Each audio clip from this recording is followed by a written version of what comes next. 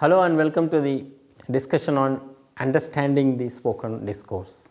Participants of Language Across Curriculum course, we are discussing a lot of aspects on spoken language, spoken discourse in the classroom, as it happens in the classroom naturally, sometimes guided by teacher or facilitated by the teacher. We as teachers need to understand the spoken discourse, also make children aware of or draw their attention towards how spoken discourse happens and how one can be a good participant of a discourse. That is what we are going to do in this understanding the spoken discourse. Spoken discourse, teachers, prospective teachers, what is language? Language, we know that is social, language is for communication, but how language works? Language is primarily spoken. Letters came later, text came later, we all know that. Orality is the essential and common characteristics of any community, any human. Speech, of course, is continuous, interconnected. If I speak disconnected, not so well connected sentences, I will be either called as foolish, stupid person or crazy person, mad, because he does not make any sense. We immediately say stupid person. Also, speech is not simply sounds of words, sentences. It is not only words or combination of sounds into words. It's sentences, ideas. It's also gestures, symbols, emotions. That's what people call it pragmatics. Language is used for pragmatic purposes. Children learn the infancy within 1 year, 2 years through pragmatics, through emotions, cuddling, speaking, loving words, sometimes anger. So, that is what we call it a speech act. Speech is not just speech sitting here the way I deliver, but even here I am conveying some actions, acts. So, this is how speech happens. And there is difference, of course, two entities called spoken language and written language. Written language is more formal. Written language can also be like spoken language. We listen to people and respond.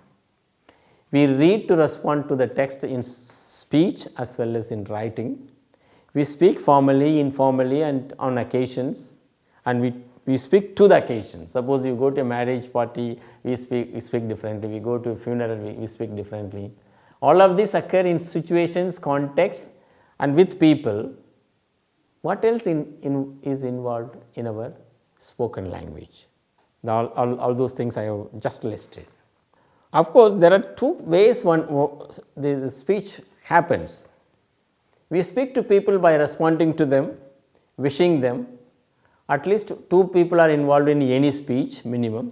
Otherwise, if I just speak to myself, maybe that is intra-communication, not interpersonal intercommunication. And if I keep on speaking all alone, people will think that I am a different kind of person, maybe crazy person. Some occasions we speak to give instructions, make presentations. So, look at it. Speech can be interactional, means with people, and it can be just passing on information.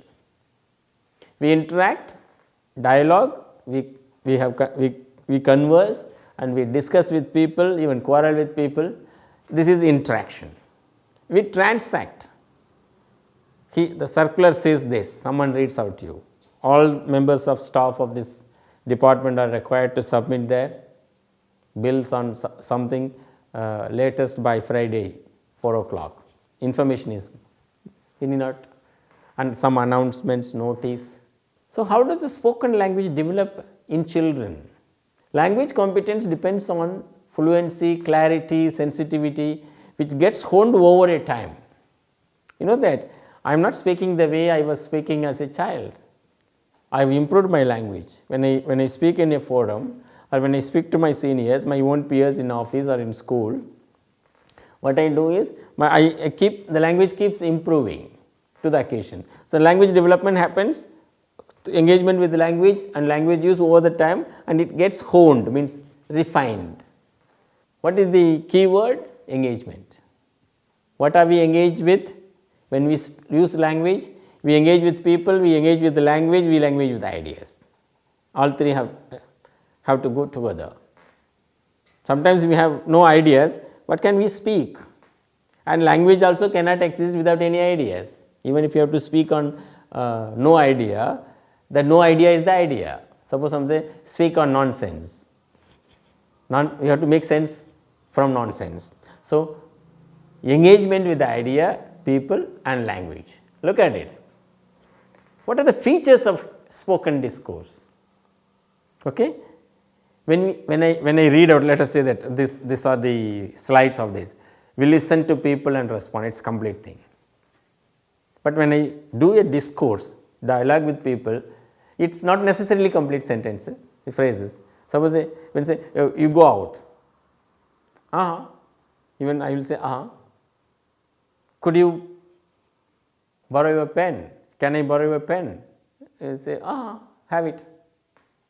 So, the speech acts and the language use, non-verbal communication may be planned. For example, spoken discourse is composed of phrases, short sentences, may be planned or not planned also.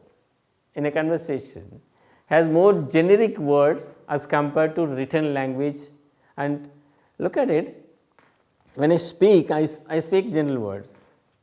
But when I write an academic series, let us say Einstein's theory of relativity, that's become not very generic specific, only science students can understand. And all the discourses involve reciprocity, that means people have to respond to it, and it shows variation, sometimes smile, sometimes grim face, sometimes formal, sometimes casual, informal. So, look at it. Before we move on to spoken discourse, how language develops, some of the theoretical understanding by Creation, Long and Swine. Look at it, in classroom situation some input is given. What are the inputs we have seen in previous lectures also? One is the text in the form of textbook or anywhere, teacher's language and peer language, peer friendship, anything can be input. It may be visual, it may be radio news, television news. Then that is essential for a language classroom, but that is not sufficient. That is what people said. People have to work with, make meaning out of the text, ideas given, and talk to people, dialogue, interactions. Then that leads to language production. So, how that happens? We have seen how the inputs are given and language learning takes place. Sometimes one output, some children have produced, commented and spoken, that becomes again input for other learners or himself to interview to speak language. Sometimes input straight away we need to language output without even interaction. This is how language learning happens. This is what who have said it. This is what Creation's theory based on Chomskyan ideas. I developed language level of the learner is I, slightly above their level should be given in second language context the text. That is what input is, but it is not sufficient. That is what Creation said, input. But Long said no, it is not sufficient, people have to talk, work with that. Then you said that actually will lead to output, Swine. The output is performance, it is not that linear way, participants still understand, it is a kind of process which happens. Look at it, I am going to really develop activities for speaking as a teacher. What will I do?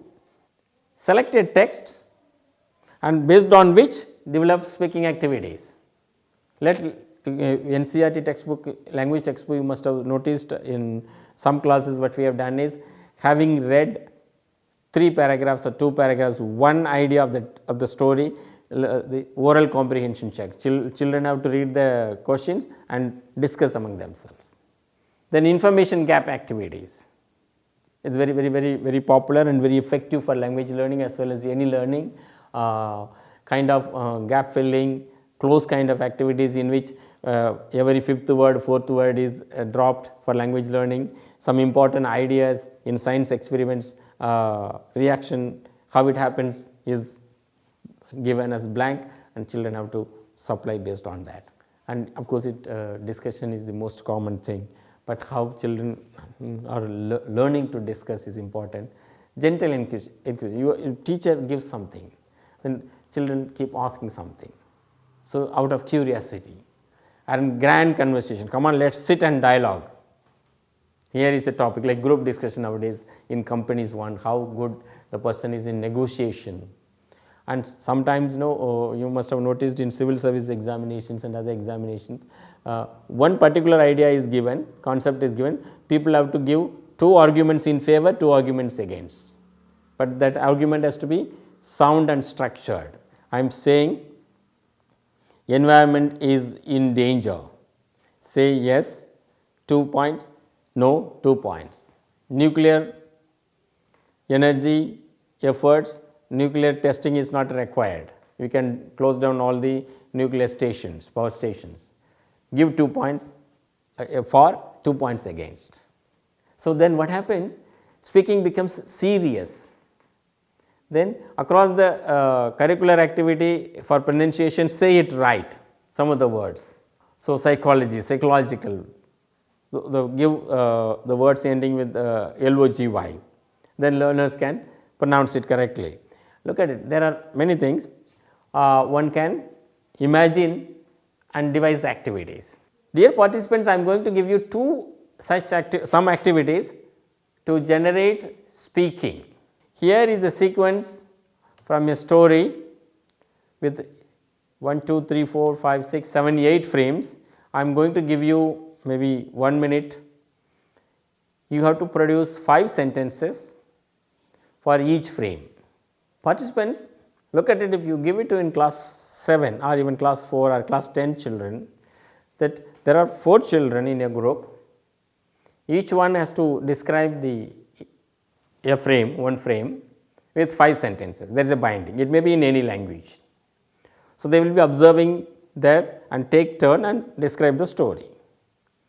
Now, many things are possible through this activity. Firstly, the second speaker, the person who the learner who describes has to connect with the first person's description. So, coherence is created. Then as a whole a story is created. What is the input? Visual. Now, look at it, I am going to take you further to some more activity. This is we call it think aloud protocol. Here is a riddle. A farmer returns from the market where he bought a she goat, a cabbage and a wolf. What a crazy market. On the way home, he must cross a river. His boat is small and won't fit more than one of his purchases. He cannot leave the she goat alone with the cabbage because goat will eat the cabbage. Nor he can leave the she goat alone with the wolf because wolf will eat the goat. Now, you have to help the farmer to cross the river, but condition is one thing only can be taken to the other side of the river. Now, it is easy to solve, any child can solve, but you will have to speak out as you solve. How? In the first trip, the farmer will take this and comes back. The second trip he does or brings back, like that you have to speak. Then you will understand what you are actually doing. This is called think aloud protocol. So, here is the riddle for you, solve it.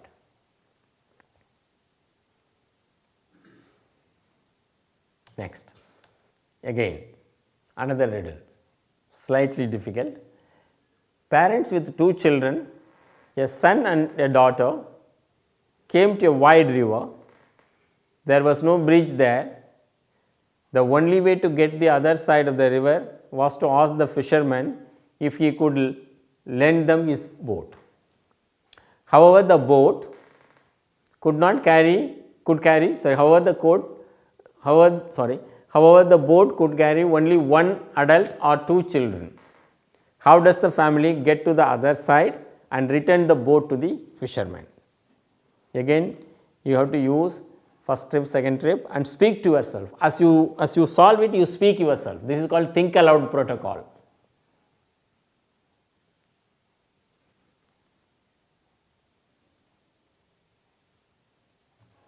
I think you have done it, otherwise keep trying. Look at it. What are the other ways we can really enable learners to speak? Here is a role play speaking activity.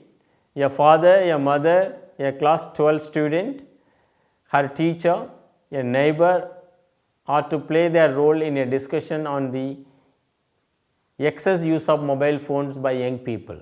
Look at it. One of the students, there will be a father, mother, a student, teacher and 5 people are required.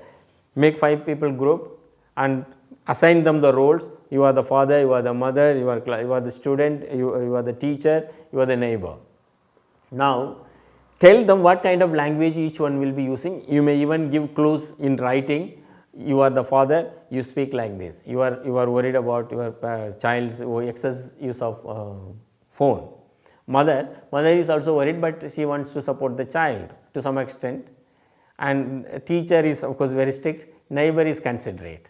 So now each one is given some input. In the input, they have to speak out, display, perform language. It's a kind of discourse in which they speak out their opinions, their arguments. What are we going to make them understand? They have to brainstorm ideas, put into language and speak. Then as they speak, they have to wait for taking turns, let some person complete, then maybe the father or the teacher leads the role play. So, the lot of language is spoken. Then having done that, let them revisit and comment on, oh, he spoke too much, he did not let me speak and I think I could have spoken more, I should have waited for others. So, this is what kind of meta analysis of what you have done. So, role plays help immensely in improving spoken language in the classroom. How will we understand and deal with multilingual classroom and the way classroom discourse happens there? Teachers in all Indian classrooms are multilingual, bilingual, at least 2 languages, more than 2 languages exist. And in English medium, the state language medium, the majority language of the state also remains prevalent and many more languages. In pockets where minor tribal language children come and there may be 7-8 languages. I have seen that some of the places in Jharkhand and Andhra Pradesh and Odisha, Mizoram, Arunachal, you will find 20 languages in one classroom. You can't expect children to speak one language or 2 languages only, like code switching or moving. No, there may be 5 languages used at a time. So, how will we understand that first of all, and how then design activities. So, you can't stop it unless otherwise they are strict, it's in English medium school. In science is no, even if you think it, even if you try it, that is actually not correct from human rights point of view as well as pedagogical point of view, that will not be possible. In that case, to create a discourse, let us legitimize, ask children, you speak in any language you like to, with others will understand, or one child may use 3 languages, we call it trans-languaging as pedagogy nowadays. So, that is one thing for your reflection. Second thing is, I am a teacher, I control everybody, I have the power, but okay, there must be some regulations in the classroom, but when I do an activity, I am a co-participant. But is there a power structure exist in the classroom which influences the learner's language and actions? Definitely yes. If you go back to Paulo Freire's saying that teacher is the all powerful knowledge giver, banking theory. I am the bank of knowledge, storehouse of knowledge. That makes them, whatever I say is right. No.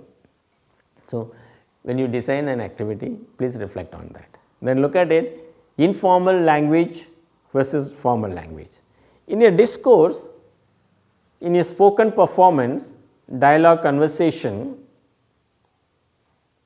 the language has to be informal, but let learners understand that this also helps them to the learners attention towards language is dynamic, it varies context to context. So, those kind of activities. So, now we have been trying to understand how the spoken discourse happens in the classroom, in the school, and how learners can enable themselves to participate in the discourses in a meaningful way, thereby their language proficiency improves, understanding cognitive development happens, understanding on the concepts and ideas subjects happen. In all this, the undercurrent is participation of each and every one, the maximum participation of learners. In that case, as a teacher, I must understand the purpose of language used by learners in a discourse, how that will enable learners to acquire, learn languages and to master, learn the concepts. We have said, I also have said, ideas cannot exist without language, or through some medium. Ideas can be conveyed in visual, and language requires an idea or medium to be conveyed. So, the intertwining nature of language and thought, language and idea has to be understood by the learners. If I have to say something, I have to think about it. So, it involves thinking, inferring, manipulating, then I speak. So, this understanding a teacher has to develop in order to enable learners to use language for pragmatic purposes. And another thing, let me also tell you, teachers here, that in each language we use in two different ways. One is when I go out and speak to my friends, hi, how are you, hello, or at home to my people. When I come to office or when I come to school and this kind of discussions, I use a kind of formal, some sort of kind of refined language maybe, and appropriate language, but both the variations are accepted because they serve the purpose. This is what we call pragmatics. Let learners know it. The first one is language of here and now. We call it basic interpersonal communication skills. This is what Cumming calls it. Hello, how are you? Have you done this work? At what time bell rings? Have you watched this movie? These are all day-to-day purposes. This is basic interpersonal communication skills. The other one is cognitive academic language. Cognitive academic language is I am writing physics, I am reading physics, I am doing physics, I am doing computer technology, computer science, or rocket technology, or I am creating a documentary. There the language is specific academic purpose, abstract thinking. E is equal to mc square. If someone has to explain it, it is abstract thinking. What is the speed of light from this to that when a rocket goes? So, these are all specific content subjects which require an understanding of the subject and particular words kind of language is used. This is we call it CALP, cognitive advanced language proficiency, basic interpersonal. So, a learner has to move from the first level to the other level in a formal classroom in an academic environment, but at the same time the learner has to use both in a classroom discourse. This is how a teacher can understand the spoken discourse for a classroom, in a classroom. Let us watch some of the discussions which happen in Parliament of India, State Assembly, some other states are available. Is that how people speak, and even I will suggest you watch some of the interviews and talk shows done by all the channels, many channels, whether it is English channel, Hindi channel, any language. You will see that how the interviewer, the anchor, takes out words from the person who gives interview. Sometimes he puts the words into his mouth and he provokes him, so that the idea he wants comes out.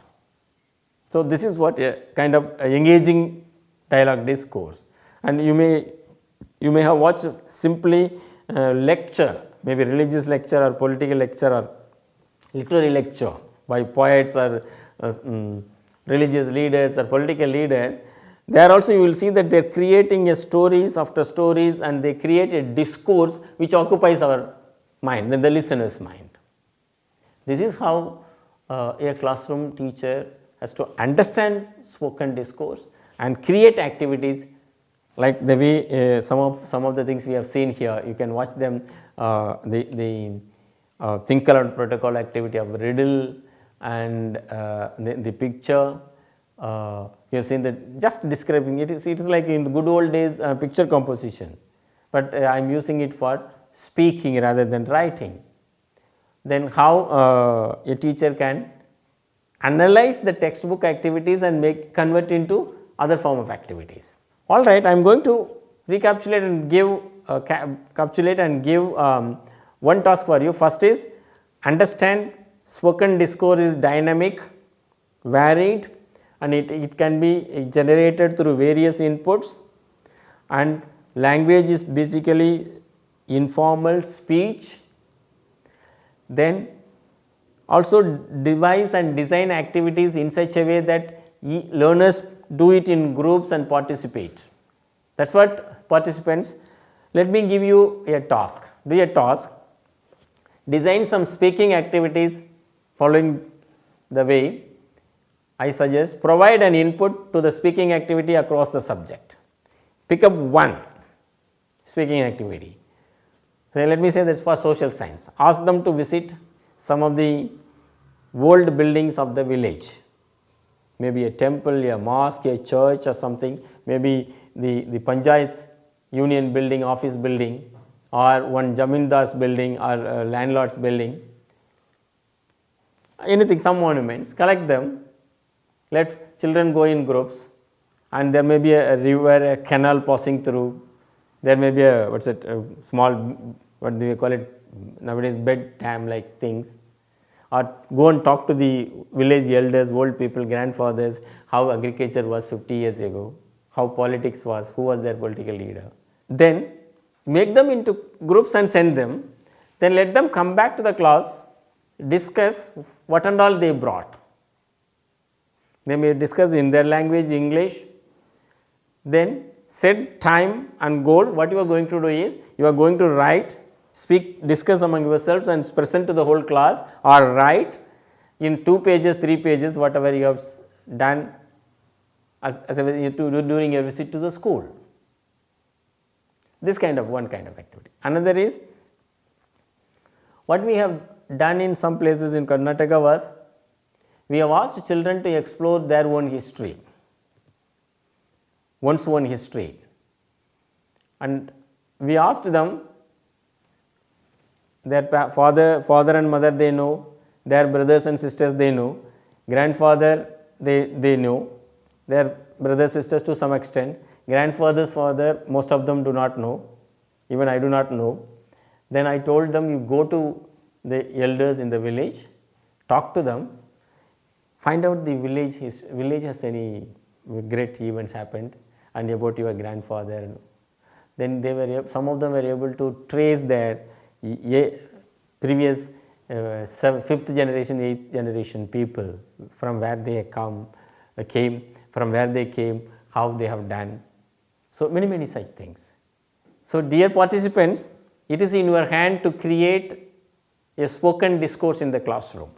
I also said in the previous lessons, you design an activity in which what are your pre-task activities before doing, and what are the pre-tasks for children, learners, then what will they do while they are doing, and what will you do as a teacher. Then after having done that, what will they do, and you will. So, pre-task, post-task, while task. If you divide that will really help you to promote meaningful way spoken discourse in the classroom. I will stop it there. I hope that you are reading, you have read the materials of the university, and these are all supplementing them. So, I have not dealt with what and all there in the materials. You will be reading and this will be supplementing, and make an understanding of how language, spoken language, and how listening happens, how writing happens, how to decode a text, that will help you in designing your activity. So, thank you very much for having listened to me so far. We will meet you in another lesson some other time. Till then, take care.